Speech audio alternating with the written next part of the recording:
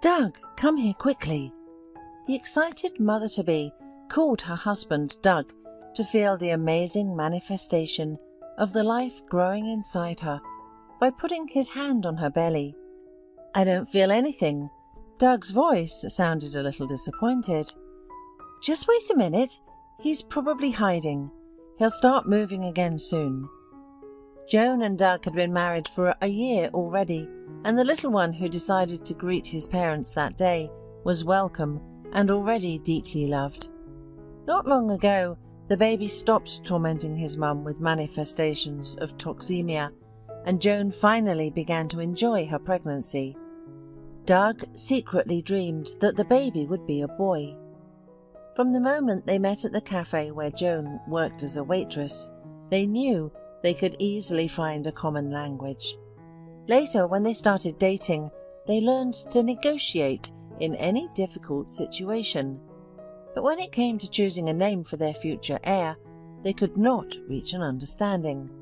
"I want the boy to have a real masculine name, not some trendy nonsense," Doug insisted.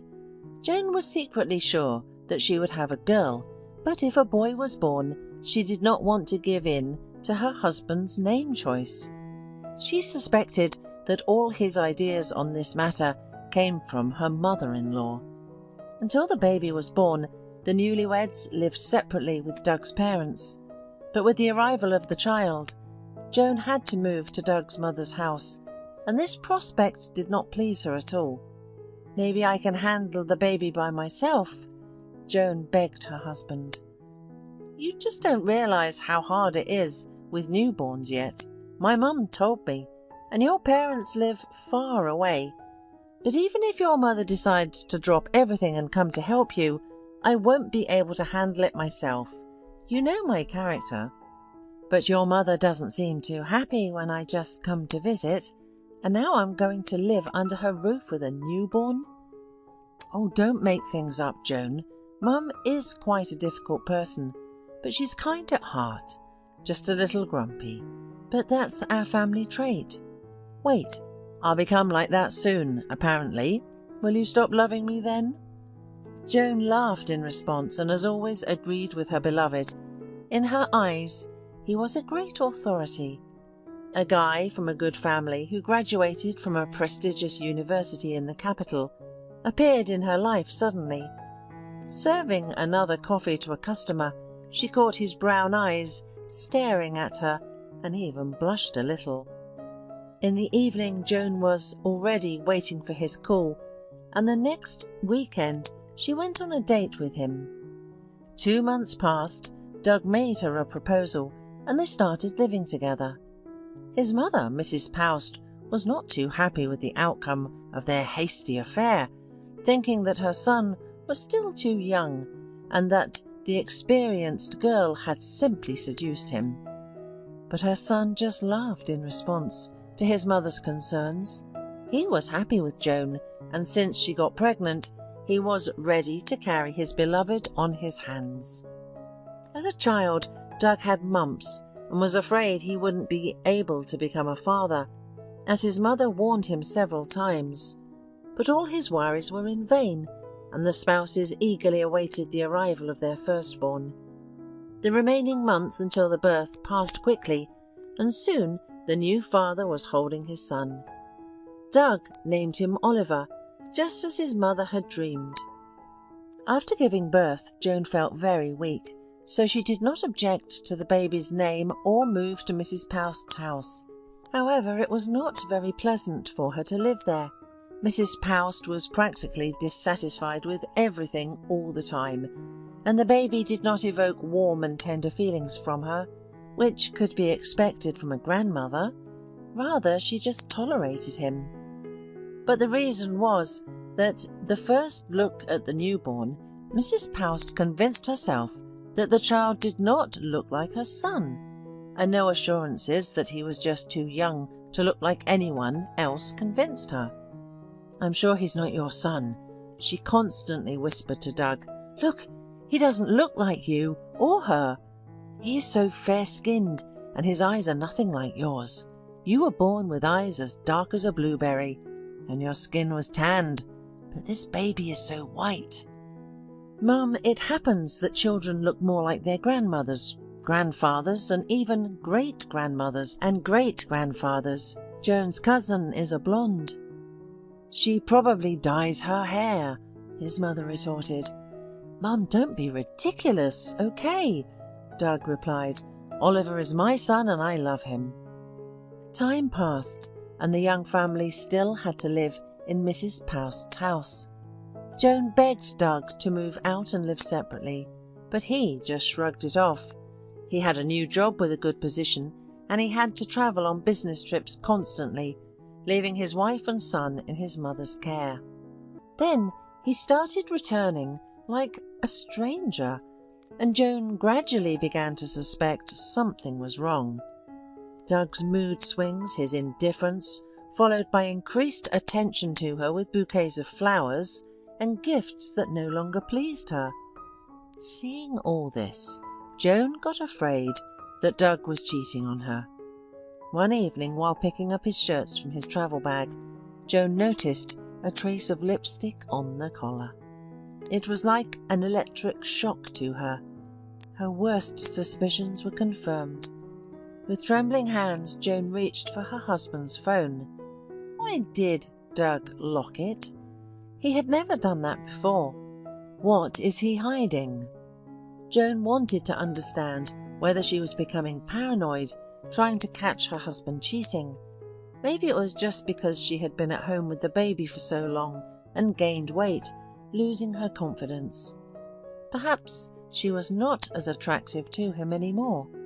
Joan, like many women, excused her husband, looking for the cause in herself, but she could not sleep peacefully until she finally confirmed her suspicions or denied them.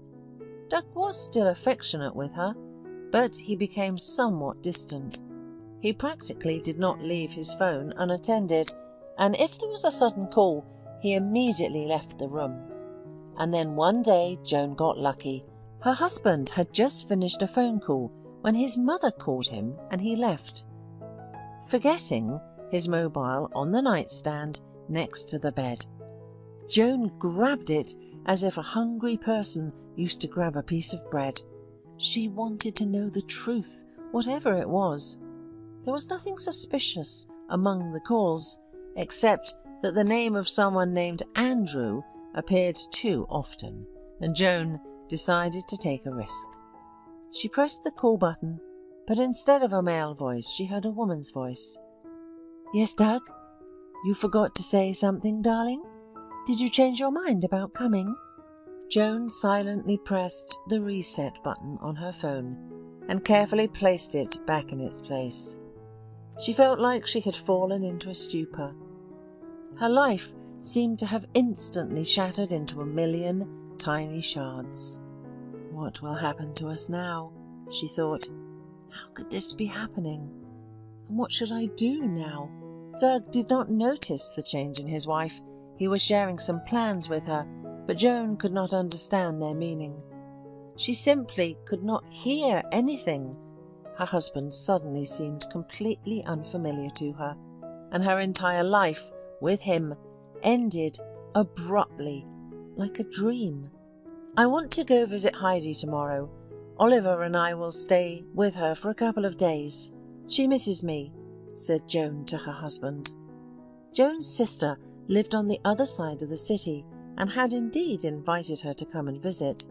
It was convenient to leave now and not have to look her husband in the eye, listening to his babbling or endure his touch. Joan had to stop and figure out what to do next, and so she left. Her sister happily welcomed her with the baby, and after hearing Joan's story, she began to convince her that everything happening in her life was fixable. Joan simply needed to distract herself and focus on herself, not just her family. First, Heidi decided that Joan needed to be among people again and show everyone that she was still a wow. A party at a friend's house seemed to her to be the best option for a triumphant return to the scene. And, after calling a nanny for 3-year-old Oliver, the girls went to drink champagne and impress men. Heidi's friend, the host of the party, introduced Joan to his friend Harry. He looked too mature and serious, but at the same time he turned out to be a very interesting conversationalist. It was a new experience for Joan. Besides, it was so important for her to understand if she still attracted men or if something was irreparably broken in her. Harry spent the whole evening charming the girl. Her anger at her husband and the abundance of not-so-childish drinks did the job. Joan, quite drunk, woke up the next morning in the arms of an almost stranger. While she was gathering her things in panic, realizing that something even more terrible had happened in her life than her husband's hypothetical infidelity, Harry called her a taxi and bought her coffee. Heidi just laughed at her sister's fears. She was glad that Joan had distracted herself and taken revenge on her husband for his infidelity, and she even offered Joan to stay with Oliver at her place and take a break from her years of bondage. You have suffered enough with this family. It happens to everyone. No problem. Have a good time, then it won't hurt if that dog keeps running away, she persuaded Joan, but she was adamant. She took Oliver and decided to return home to her husband. At home, she was greeted by a dissatisfied mother-in-law who immediately began to scold Joan for her irresponsibility and for missing the paediatrician's visit. They were about to take Oliver to daycare, and they were gathering the necessary documents. Joan hoped to find a job and firmly decided to leave her mother-in-law's house with or without her husband. "Where have you been? And why are you dragging your child around with you?" Mrs. Poust began to reproach her. "I was with Heidi. She needed my support," Joan lied, blushing. "And I don't need support here, do I? I can't ask for my son. He's always on the road. You're not much better. You'd better help me around the house, not comfort anyone, you see." Her mother-in-law persisted. Joan didn't argue. She was ashamed of her mistake, so she kept quiet. She hoped that her random affair would remain in the past and eventually stop gnawing at her conscience with guilt. But things happened differently. Harry got Joan's phone number with Heidi's help, and Joan didn't understand why she agreed to meet him. The new acquaintance was a well-known artist and a creative person in life. Joan found him incredibly interesting. However, he had once experienced a tragedy. Shortly before his wedding, he and his bride crashed their car. The bride died on the way to the hospital, and doctors fought for Harry's life for a long time. He survived and spent long months in a hospital bed, where he started to draw. That's what happens to people sometimes. They study or work somewhere and don't even suspect what talents lie within them, until their lives turn around or circumstances arise that give them the opportunity and time to listen to themselves and show their previously dormant abilities. And Harry had both. Joan was very similar to his dead bride, Bonnie, and he was ashamed that he had treated her like that evening. He literally used her family problems and drunkenness. To him, it was as if he had not been with Joan that night, but his dead bride had come to him to console him. But over time he realized that he thought more and more about Joan as herself, not as a girl who reminded him of Bonnie. The former pain of loss and guilt, like a black thundercloud pouring rain, was going further and further beyond the horizon, and a light sadness and incipient trepidation appeared in his soul, and it was reflected in his paintings. And all this was reflected in his paintings. Occasionally, Joan visited her sister. At home, her mother-in-law still grumbled. Her husband was just as indifferent, and he had distanced himself from her even more over the year. At some point, Joan stopped being afraid that her affair would be discovered in the family, and even deep down in her heart, she wanted her deception to be exposed and everything to eventually end. That's why, when someone, perhaps even Doug's next passion, decided to enlighten Mrs. Poust about her daughter-in-law, Joan was very happy about it. "Why do you pretend that you don't know that your son and I have long been strangers and just live under the same roof? He is not a saint, just like me," Joan shouted at her mother-in-law in response to the insults. "Oh, you promiscuous woman! I suspected from the very beginning that your son was also born out of wedlock. You won't get anything from us, neither you nor your blonde-haired brat. Get out of my house. I've been wanting to do this for a long time, and I'll do it with pleasure. Just don't expect Doug to easily give up his son. This is his child. It can be easily proven. I even insist on a DNA test." "You're completely crazy. Are we going to waste money on tests? Just get out of our lives and leave my son alone." But the test was still done, because Doug's mother was very reluctant to support someone else's child after the divorce, and recently she was sure that the child was not his. Joan was surprised when her triumphant mother-in-law thrust a document in her face, clearly indicating that the degree of relationship between Oliver and Doug was 0%. "This can't be. Only Doug could be the father of my son," she cried on the phone while talking to Harry. "Then you need to do another test," Harry suggested. "They won't agree, and we don't need their consent. If you're sure he's the father, there's only one option left. We need to check your relationship with the child." At first, Joan didn't want to hear about it, but Harry managed to convince her, and it turned out to be worth it. The DNA test did not confirm her relationship to the baby. How is that possible? Joan couldn't believe the numbers clearly printed on the paper. "This is not my baby? Then where is the child I gave birth to?" That was the main question that Harry began to work on right away. First, they went to the maternity hospital where Oliver was born and found out that there were 3 other mothers there that day. 2 had girls and only 1, like Joan, gave birth to a boy. That's when they began to search for this woman, putting all their efforts into it. It turned out that finding her was not that easy, as the address listed in the documents was no longer her residence. They didn't know where she had gone. The neighbours told them that the family was disadvantaged and that no one took care of the children.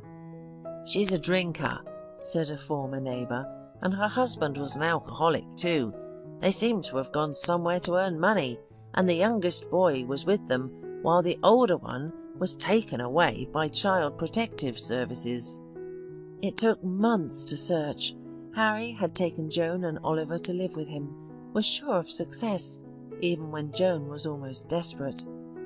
They also looked for Oliver's biological father, whose information Harry was able to obtain through a friend who served with the authorities. Soon they found out that the family moved in with the husband's sister, where they drank together and repeatedly got into trouble with the police. The child's mother had recently died, and the father was caught stealing again, so Joan's own child was left in essence an orphan and probably lived with his aunt. This was such a horrifying thought. Joan didn't want to wait a second. She was afraid that something bad could happen to her own son at any moment, or he could be taken away by strangers, like his older brother. She and Harry went to the specified address on the same day. The door was not locked. Joan crossed the threshold and recoiled, struck by the stench that hit her nose. The apartment was filled with the stench of unwashed bodies, alcohol, and garbage. Among all this nightmare, there was nowhere to see the child. "Tommy? Joan called out in a quiet voice. She already knew that her own son was named Tom, and now, as gently as possible, not to scare the boy, she called him by name for the first time. "Tommy, please respond." "What the hell are you doing here?" A dishevelled, drunk woman appeared in the doorway. Her jacket was greasy, and her hair hadn't seen a comb in a long time. "What, Tommy? What are you talking about? Did you come for your man? Which one is yours, huh?" And she kicked the unconscious man lying on the floor. "This one, maybe?" "No, I need a boy named Tommy, your nephew." "This parasite? The little rat probably hid somewhere again. Hey, have you seen the brat?" She kicked the sleeping drunk again. "What do I need him for?" muttered the man. "Most likely wandering around the station again. I'll teach him a lesson when he gets back, so he won't be wandering around." And the man lay back down on the floor and snorted. "Go to the train station and find your Tommy," the woman snarled fiercely before slamming the front door shut. Joan couldn't believe what she was hearing and seeing. How could fate take her own little baby and throw him into such a hellish situation? But Harry was more focused than ever. He picked up the completely weakened Joan, and soon his car was already speeding them to the nearest train station. "We need to ask the beggars. If Tommy appears at the station not for the first time, they already know him," Harry said as he began searching for someone who could tell him about the boy. Most of the beggars hurried to leave when he started questioning them about the little beggar, but an old man agreed to show him where to find the boy. "He often hides here when his aunt beats him. We often beg together. You won't hurt him, will you? He's a good kid. He just didn't have any luck in life," the child's friend explained. The boy was sleeping on boxes. He couldn't understand anything in his sleep and only rubbed his eyes with his dirty fists. Why does the beautiful woman call him so affectionately Tommy? And why does she swear to him that she is his mother? He thought, bewildered. "My mother died. I only have a dad, but they put him in jail again." "I'm hiding from my aunt here," the boy replied. "Son, your mother is alive. I am your real mother. You were just taken away from me," Joan said, looking at the child with tears in her eyes. The boy looked at Joan's kind, tearful face with disbelief, and somewhere, deep down in his soul, he wanted her words to be true. He had suffered so much in this life that he wanted to believe with all his heart that his mother would not run away from him now. He would finally be loved and taken care of. Joan hugged his fragile body and pressed him to herself. Their hearts beat loudly in unison, and they both felt that nothing would separate them now. Joan took the little boy away, and she and Harry achieved recognition of their relationship through the court. Tommy never met the angry aunt again. He met Oliver, and Joan was happy. Both of her boys, the most beloved and dear little people in the world, quickly became friends.